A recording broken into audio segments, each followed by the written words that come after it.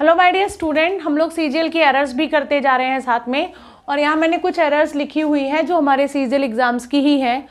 यहाँ पर मैंने सेंटेंस लिखा है ही हैज़ प्रॉमिस टू पे। तो अगर हम इसको ब्रेक करें तो ही हमारा सब्जेक्ट है, हैज़ हमारी हेल्पिंग वर्ब है। हैज़ के साथ हमेशा वर्ब की थर्ड फॉर्म आती है, वो भी ठीक है। हमारे पास ऑब्जेक्ट नहीं है, अवॉइड करेंगे। और यहाँ पर गए टू हमारा कंजंक्शन हो गया, पे हमारी वर्ब की फर्स्ट फॉर्म हो गई, मी हमारा ऑब्जेक्ट हो गया, द होल अमाउंट हमारा सेकेंड ऑब्जेक्ट हो गया। अब यहाँ पर हमें मिला है इन, जो इन नहीं होना चाहिए, और यहाँ पर होना क्या चाहिए, बाई। अब हम देखते हैं क्यों।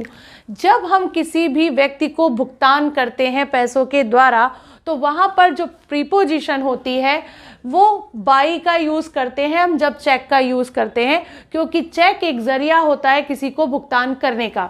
तो चाहे चेक हो या ड्राफ्ट हो, इस तरीके से जब हम किसी को भुगतान या पेमेंट करते हैं तो वहाँ पर जो प्रीपोजिशन यूज़ की जाती है बाय, क्योंकि बाय एक ऐसा प्रीपोजिशन है जो हमारा साधन या ज़रिया बताती है। तो अगर आपको कहीं पर ऐसा क्वेश्चन मिल जाए जहाँ पर आपको मीन्स का यूज़ करना पड़ रहा है तो आप वहाँ पर बाय का यूज़ कर देंगे।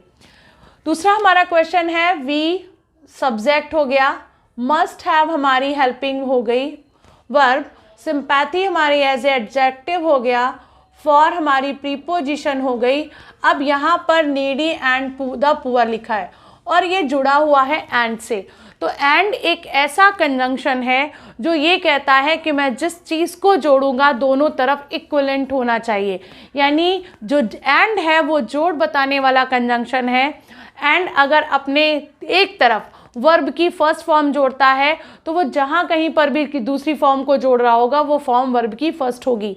अगर वो वर्ब की फर्स्ट फॉर्म में आईएनजी जोड़ रहा है तो वो पीछे भी अगर किसी फॉर्म को जोड़ रहा होगा तो आईएनजी की फॉर्म में। यहाँ पर वो जोड़ रहा है द पुअर, तो यहाँ पर भी द नीडी होना चाहिए, तब हमारा सेंटेंस कंप्लीट होगा। अच्छा, एक तरीका और मैं आपको बता देती हूँ। कभी कभी क्या है, जब आपको कुछ नहीं आए तो आप समझ लीजिए कि ये एक वर्ड है नीडी। नीडी एक एडजेक्टिव है और कोई भी एडजेक्टिव तब तक अधूरा माना जाता है जब तक उसके पीछे नाउन ना दे रखी हो। तो यहाँ पर हमारे नीडी के पीछे कोई भी नाउन नहीं है, क्योंकि एडजेक्टिव अपने आप में एक अधूरा शब्द है। अगर कभी ऐसी सिचुएशन आ जाए तो भी आप एक काम कर सकते हैं कि आप इससे पहले द आर्टिकल का यूज़ कर लें और उस कमी को पूरा कर लें, तो भी द नीडी का यूज़ हम कर सकते हैं। आप देख भी सकते हो कि पुअर एक एडजेक्टिव है, उसके पहले आपने द लगाया तो उसका मतलब हो जाएगा द पुअर, और द पुअर का मतलब गरीब व्यक्ति। तो आप देखिए कि वहाँ पर नाउन की कमी को पूरा कर दिया। बहुत शॉर्ट तरीका होता है आर्टिकल्स को अप्लाई करने का। अगर आपका कॉन्सेप्ट क्लियर है तो आप आर्टिकल्स आराम से कर सकते हो। इसके बाद नेक्स्ट टाइम सेंटेंस है फॉर अ लॉन्ग टाइम, जो एडवर्ब के रूप में है। आई हमारा सब्जेक्ट हो गया, डिड नॉट हमारी हेल्पिंग वर्ब हो गई।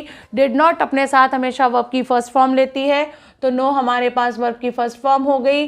हु हमारा एज ए सब्जेक्ट हो गया, वॉज हमारी हेल्पिंग वर्ब है, वॉज के साथ आईएनजी है।